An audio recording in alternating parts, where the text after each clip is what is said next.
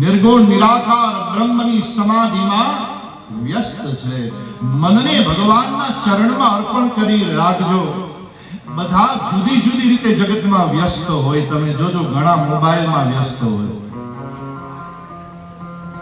ઘણા વાતોચીત કરવામાં વ્યસ્ત હોય, ઘણા સંગીતમાં વ્યસ્ત હોય, હું કથામાં વ્યસ્ત છું, કોઈ સેવામાં વ્યસ્ત હોય, ઘણા પંચાયત કરવામાં વ્યસ્ત હોય.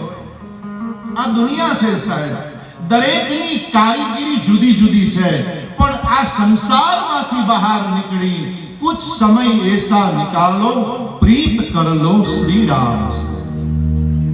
कुछ समय ऐसा निकालो, प्रीत कर लो श्री राम से. દરેકના જીવનમાં વ્યસ્તતા હોવા છતાં પણ આવા ચૈત્ર મહિનામાં આપણે ત્યાં રાણાવાવની અંદર જાંબુવન ગુફામાં બાપુ રામેશ્વર બાપુના આશીર્વાદથી આયોજન થયું છે. આપણી વ્યસ્તતા વૈષ્ણવ્યતા બને છે, વૈષ્ણવતા બને છે.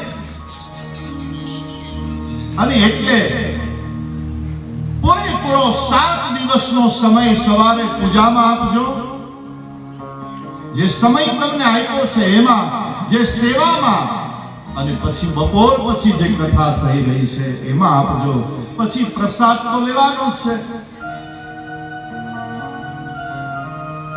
પ્રસાદ તો હું પહેલા અહીં આવ્યો ને ત્યારે ભજીયા ખાધા હતા, પછી બટેટાવાળા ખાધા હતા. શા માટે સાહેબ? પ્રસાદ તો મળે, પ્રસાદ લઈને પણ કથા થઈ શકે. અને નવરાત્રિના દિવસો છે સાહેબા, તમારે જે રીતે મારી વ્યાસપીઠ તમને કોઈને કોઈ પણ જાતના બંધનમાં રાખતી નથી. વ્યાસપીઠ મુક્તિનો ભાવ બતાવે છે. આપણે મુક્ત રહેવું કે બંધનમાં રહેવું એ આપણા હાથની વાત છે. બંધન સ્વીકારવું હોય ને તો સારું બંધન સ્વીકારવું.